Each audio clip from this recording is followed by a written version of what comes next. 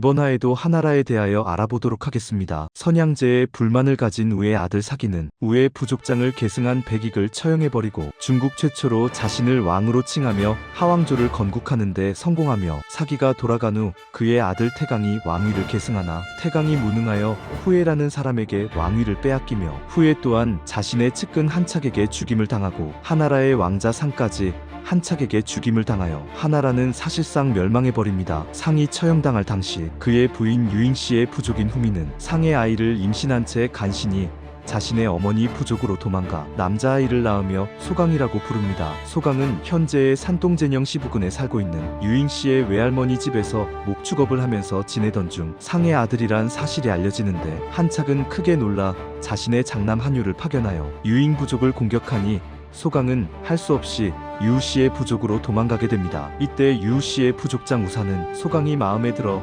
자신의 딸 2명을 시집 보내며 비옥한 땅 10리와 군사 500명을 내어주는데, 이때부터 소강은 우의 공덕을 내세워 인재들을 모집하며 하나라의 부국을 준비합니다. 하나라의 대신이었던 백미라는 사람은 이 소문을 듣고 한착에게 패배하여 흩어져 있던 짐관씨과 짐심씨의 부족들을 모아 소강에게 합류하며, 소강은 여애라는 여성을 한유의 영지에 파견하여 정보를 알아내게 합니다. 여애는 중국 역사 최초로 기록된 여성 간첩으로서 한유의 신임을 받아 정보를 소강에게 알려주는데, 한유가 사냥하는 틈을 타 사냥개를 풀어 한유를 죽여버렸다는 기록도 존재합니다. 소강은 백미와 여애의 도움으로 한유와의 싸움에서 승리한 후 자신의 아들 절을 파견하여 한착의 차남 한이와의 싸움에서도 승리하며 중원의 대부분 지방을 장악하는데, 당시 한착의 나이는 80세로 전장에 나갈 수 없어 궁중에 숨어 지냈으나 한착의 부하들이 발가벗긴 채로 소강에게 넘겨버립니다. 한착은 자결하려 하였지만 실패하고, 백미는 한착의 죄명을 나열한 후 능지처참해버리며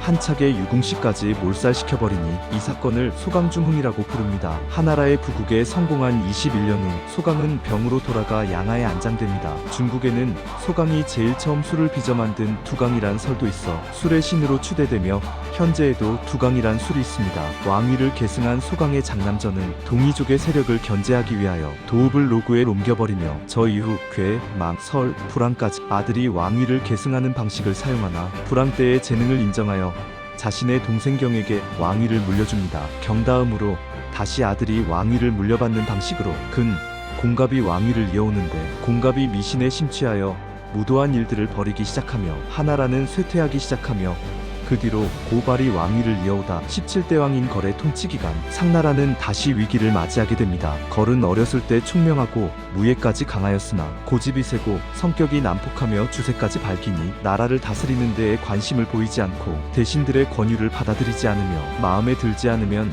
마음대로 처형해버리기까지 하였는데, 조량이란 간신과 함께 백성들의 재물을 약탈하고 죽이는 일을 즐깁니다. 걸은 또한 자신을 항상 태양에 비유하면서 태양이 지지 않는 한 자신은 망하지 않는다고 하였으며, 중국 역사에서 걸은 항상 사람 위에 앉아있는 형상으로 묘사하여 걸이 얼마나 한심한 사람인지 보여줍니다. 걸이 유시씨 부족과 전쟁을 벌이던 중 패배를 직감한 유시씨는 강화의 조건으로 수많은 가축과 미녀를 보내주는데, 이 중에 마리라는 미인이 있었으니 마리의 미모에 빠진 걸은 매일 연회를 즐기고 화려한 궁전을 지어주며 마리의 이상한 취미까지 만족해주느라 수많은 사람들의 분노를 사게 됩니다. 마리의 첫 번째 이상한 취미로 배를 저을 수 있는 큰 연못에 술을 가득 채워놓은 후 여러 사람들이 함께 마시는 것을 보기 좋아하고, 두 번째로 비단이 찢어지는 소리를 듣기 좋아하였으며, 세 번째로 대신들의 모자를 착용하기 좋아하였으니 걸은 이 요구를 들어주느라 먼저 큰 연못을 파기 시작합니다. 이 과정에 연못 공사를 반대하던 대신들은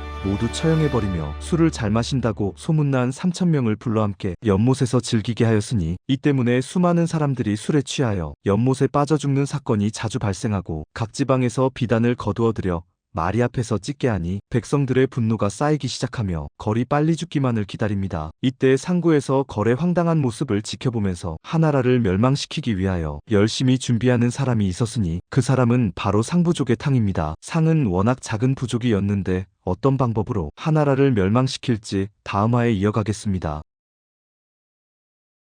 여러분들의 구독과 좋아요는 항상 저에게 가장 큰 힘과 용기가 되어줍니다.